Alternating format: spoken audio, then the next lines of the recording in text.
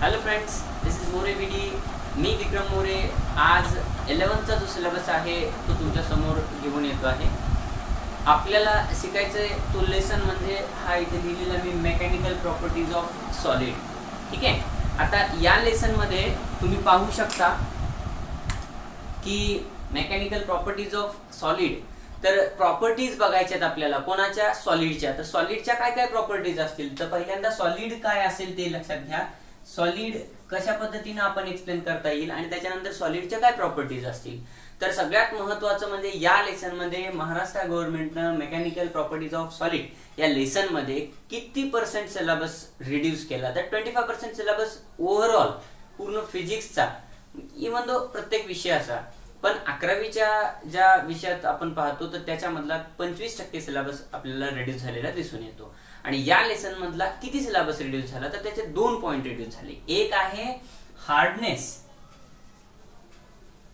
ठीक आहे, आणि दुसरा पॉइंट आहे फ्रिक्शन. ठीक आहे, friction of solid. Friction of solid. ठीक आहे. तर हा 1 आणि हा 2, हे 2 पॉइंट जे असतील ते काय झालेले असतील, रिड्यूस झालेले असतील. म्हणजे आपल्याला या लेसन मधले हे 2 पॉइंट शिकायचे नाही.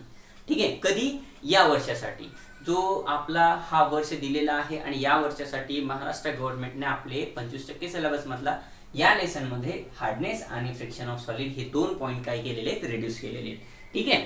तर चला बघूया. आपण पाहतो तो सॉलिड. सॉलिड काय आहे? सॉलिड म्हणजे आपल्याला गॅसेसच्या स्टेट्स माहिती आहेत. ठीक आहे. सॉलिड, लिक्विड असेल आणि गॅस फॉर्म मध्ये गॅस मिळतो. ठीक आहे. But solid it will be acquired, otherwise what we can say एका ठिकाणी बाइंडिंग केलेले पार्टिकल्सचे असतील. ठीक आहे. त्याला काय म्हणू शकतो आपण, सॉलिड पार्टिकल. जसं की फॉर एक्झाम्पल आता आपल्याला आवडतात दिवाळी जवळ आलेली लाडू. ठीक आहे. तर लाडू हे काय, त्याच्यामध्ये जे पार्टिकल्स आहेत ते कसे एका ठिकाणी आलेले, अक्युमुलेट झालेले. ठीक आहे. ते पार्टिकल्स म्हणजे काय, सॉलिड पार्टिकल कन्सिडर करू शकतो आपण. ठीक आहे. पण आता सॉलिड बघायचं, लिक्विड बघायचं किंवा गॅसियस पार्टिकल्स बघायचे, त्याच्या आधी आपल्याला बघावं लागेल की ऍक्च्युअल लेसनच्या स्टार्टिंगला काय असेल किंवा आपण काय शिकतोय. ठीक आहे. तर आपण शिकलं पाहिजे पहिल्यांदा सॉलिड म्हणजेच रिजिड बॉडी. ठीक आहे. तर ही रिजिड बॉडी. ठीक आहे. तर ही रिजिड बॉडी काय आहे? What is rigid body? The body which does not removal, otherwise does not change its shape and size after removal, after adding anything whatever we are doing on that particular body, then also it will not going to be changed. Those bodies are called as solid, that is rigid bodies. Okay. मतलब किंवा आपण त्याला असं म्हणू शकतो की त्या body ज्या एखादा फोर्स आपण अप्लाय करतोय तरीही त्याच्यामध्ये काही चेंज होणार नाही, अशी बॉडी म्हणजे कोणती, रिजिड बॉडी म्हणू शकतो. ठीक आहे. मग आता रिजिड बॉडी म्हणल्यानंतर काय होतं, ऍक्च्युअल काय होतं, आपण त्याच्यावरती फोर्स लावतो आणि फोर्स लावल्यानंतर समजा आपल्याकडे ही एक प्रकारची बॉडी आहे. ठीक आहे. आपण इकडून फोर्स लावला, इकडून फोर्स लावला किंवा इकडून फोर्स लावला किंवा इकडून फोर्स लावला, एव्हरी पॉइंट पासून आपण जर त्याच्यावरती फोर्स लावला तर त्या बॉडीमध्ये जर चेंज होत नसेल, म्हणजे चेंज होत नसेल म्हणजे काय, त्याचा शेप आणि त्याची साईज जर चेंज होत नसेल तर ती बॉडी कोणती बॉडी असते, रिजिड बॉडी असते. ठीक आहे. तर या बॉडीला काय म्हणू शकतो आपण, रिजिड बॉडी म्हणू शकतो. That means what, the body which is not going to be change is called as rigid body. म्हणजे जी बॉडी कॉन्स्टंट आहे, म्हणजे जी body just like as one example is a carbon bonding. Carbon bonding किंवा मग example घेऊ शकता तुम्ही डायमंडचं. ठीक आहे. तर डायमंड हा असा एलिमेंट आहे तो की चेंज होत नाही, म्हणजे आपल्याला स्वतःमध्ये चेंज करून घेत नाहीये. ठीक आहे. जास्त हार्डनेस आहे त्याच्यामध्ये. ठीक आहे. तर हार्डनेस हा पॉईंट इथून रिजेक्ट केलेला आहे, पण डायमंडचं एक एक्झाम्पल म्हणून सांगितलं मी तुम्हाला. ठीक आहे. तर आता आपल्याला बघायचं याच्यामध्ये बॉडीमध्ये प्लास्टिक आणि इलास्टिक. ठीक आहे. पहिल्यांदा बघायचं आपल्याला प्लास्टिक काय असतं आणि इलास्टिक काय असतं. ठीक आहे. तर आता प्लास्टिक आणि इलास्टिक बघताना आपल्याकडं हे बघा, प्लास्टिक मध्ये जर आपण प्लास्टिकचा विचार केला तर प्लास्टिक माहिती आहे तुम्हाला, जर आपल्याकडं लहान मुलं असतील घरामध्ये तर एखादी खेळणं वगैरे असेल त्यांच्याकडं, तर ते खेळणं कसं असतं, प्लास्टिकचं असतं. जर समजा ते खेळता खेळता मोडलं तर पुन्हा जुळवता येत नाही त्याला. ठीक आहे. ठीक आहे. तर हे एक्झाम्पल झालं प्लास्टिकचं. पण जर काय इलास्टिकचा विचार करू आपण, समजा माझ्या हातामध्ये हे रबर दिसते तुम्हाला, बटन आहे. ठीक आहे. याच्यावरती जर मी फोर्स लावला, समजा असा फोर्स, आता दोन्ही एक साईडला इथे कॉन्स्टंट ठेवतो आणि दुसऱ्या साईडला असं ओढतोय, म्हणजे याच्यावरती फोर्स लागला. जर मी याला सोडलं तर काय होऊन जाईल, फोर्स सोडला तर हे ऑटोमॅटिकली ओरिजिनल पोझिशनवरती येईल. ठीक आहे. हे इलास्टिक आहे. ठीक आहे. प्लास्टिकचं तसं नसतं ना, ज्यावेळेस आपण त्याच्यावरती फोर्स लावतो ते दुसरी शेप तयार करून घेतं स्वतःमध्ये, आणि शेप तयार करून घेतल्यानंतर पुन्हा आपण ज्यावेळेस फोर्स काढून घेतो त्यावेळेस ते स्वतःची प्लेस पुन्हा घेतं का? बिलकुल घेत नाही. ठीक आहे. झाडाची फांदी आपण वाकवतो, ठीक आहे, वाकवल्यानंतर सोडतो, सोडल्यानंतर ती पुन्हा ओरिजिनल पोझिशनला जाते. म्हणजे ते त्याची जी गुणधर्म असतील ते प्लास्टिकचे असतील, पण इलास्टिसिटीमध्ये इलास्टिकचे असतील, पण प्लास्टिकमध्ये ते गुणधर्म नसतात. म्हणजे the body which does not regain its original shape and size after removal of external unbalanced force is called plastic body. ठीक आहे. आपण प्लास्टिकचं बघतोय, तर प्लास्टिक बॉडीची डेफिनेशन सांगतो मी तुम्हाला. What is plastic? ठीक आहे. The body does not regain its original place और शेप और साइज, ठीक है, after removal of external force. ठीक है. Is called as what? Plastic body. ठीक आहे. म्हणजे कळते का तुम्हाला? जर एखाद्या बॉडीवरून समजा आपण असा विचार केला की माझ्या हातामध्ये एखादी प्लास्टिक आहे समजा, ठीक आहे, तर समजा हा पेन, आता बघा या पेनला जर मी फोर्स अप्लाय करतोय म्हणजे टोपण काढण्यासाठी करतोय, इथे मोडायचं वगैरे नाही आपल्याला. ठीक आहे. हे टोपण काढण्यासाठी करतो. हे टोपण काढलं समजा, ठीक आहे, मी आता काढले म्हणजे याच्यावरती फोर्स लावला, हे काढलं, इथे जिथे तिथे ठेवून दिले याला, ते ऑटोमॅटिकली जुळेल का? बिलकुल जुळणार नाही. तेच सांगतोय आपण इथं. काय म्हणतोय? The body does not regain. काय म्हणतोय? अंडरलाईन करून घ्या. Does not regain.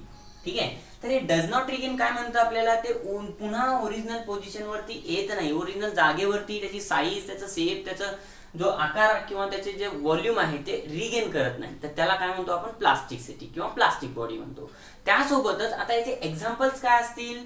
ठीक आहे. एक्झाम्पल काय म्हणू शकता याचे? आता समजा फॉर एक्झाम्पल प्लास्टिकचं खेळणं आहे, आपण आणलं, फोर्स दिला, मोडलं, तर ते पुन्हा जुळत नाही.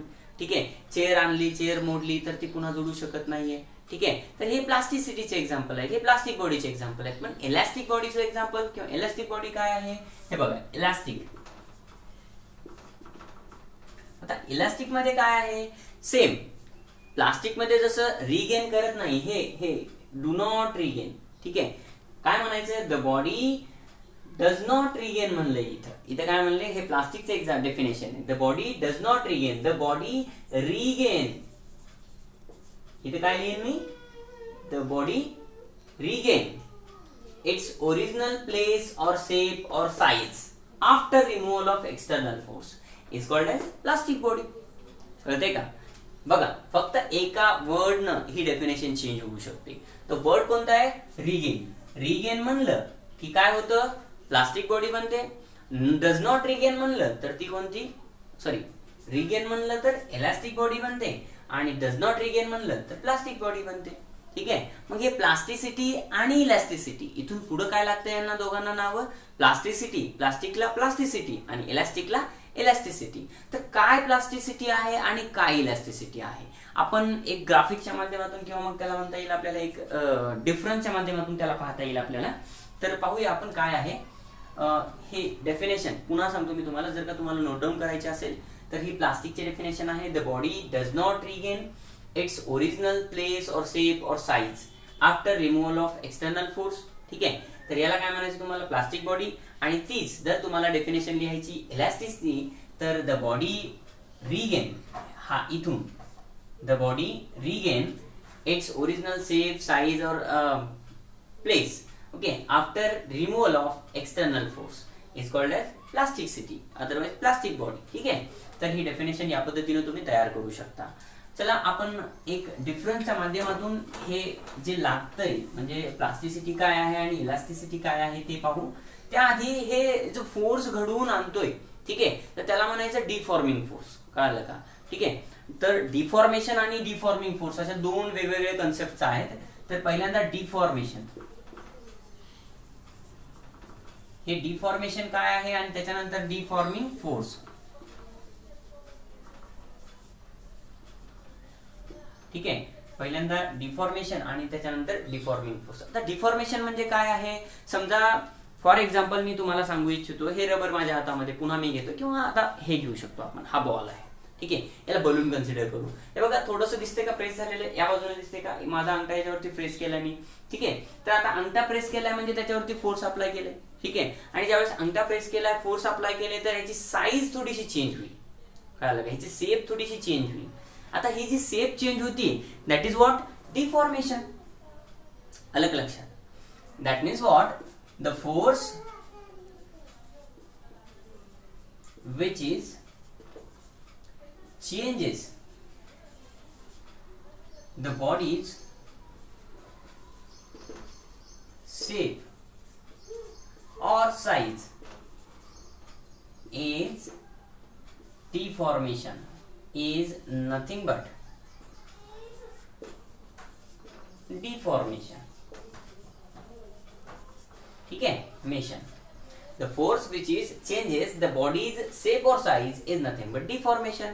and what is that, जो फोर्स आपल्याला त्या बॉडीचा शेप आणि साईज बदलायला युजफुल आहे किंवा मदत करतो, त्या फोर्सला आपण म्हणतो डिफॉर्मिंग फोर्स, ठीक आहे. हे बघा, याची डेफिनेशन आपण बदलू शकतो, कशी, the force which is helpful for the body to reproduce, otherwise to regain, otherwise to change its position और शेप और size is called as deforming force. Okay. Deforming force म्हणजे काय, ज्या फोर्सचा यूज करून आपण एखाद्या बॉडीची शेप किंवा साईज बदलतो, त्या फोर्सला म्हणायचं डिफॉर्मिंग फोर्स, ठीक आहे. आणि जो फोर्स यूज करतोय त्याला म्हणायचं deformation. That method is, that process is what, deformation, ठीक आहे. तर आपल्याला बघायचंय दोघांमध्ये काय डिफरन्स असेल, प्लास्टिक बॉडी किंवा प्लास्टिसिटी किंवा इलास्टिसिटी मध्ये काय डिफरन्स असेल. तर पहिल्यांदा घेतो मी या साईडला प्लास्टिसिटी, आणि या साईडला घेतो मी इलास्टिसिटी, ठीक आहे. तर प्लास्टिसिटी काय आहे आणि इलास्टिसिटी काय आहे, आपण एक एक पॉइंटच्या माध्यमातून पाहू शकतो, ठीक आहे.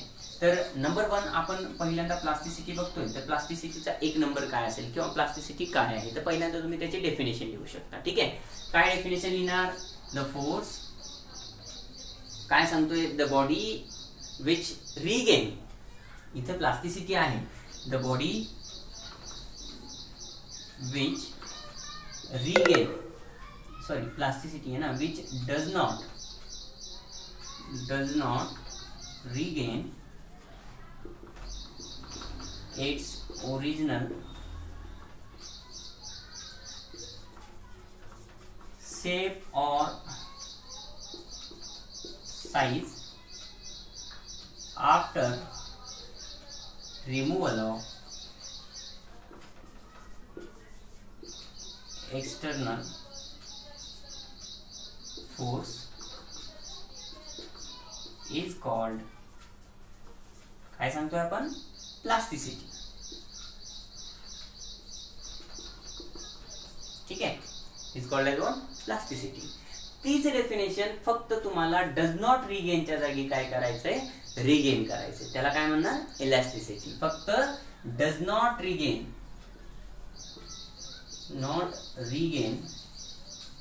च्या ऐवजी काय वापरायचं, इथे ह्याच्या बदल्यात काय वापरायचं आपल्याला, रिगेन.